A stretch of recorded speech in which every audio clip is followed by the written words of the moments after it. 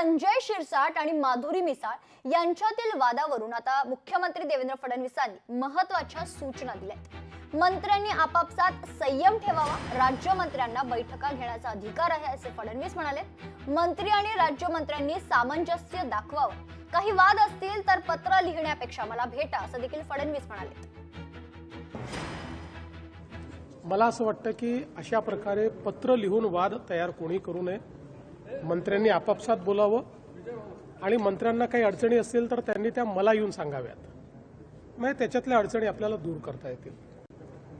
शेवटी मंत्री आणि राज्यमंत्री हे दोघेही एका शासनाचे भाग असतात। सगळे अधिकार हे मंत्र्यांकडे असतात। मंत्री जे अधिकार देतात ते राज्यमंत्र्यांचे अधिकार असतात।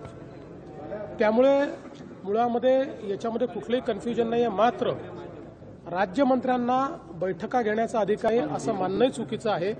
राज्यमंत्र्यांना बैठका घेण्याचा पूर्ण अधिकार आहे।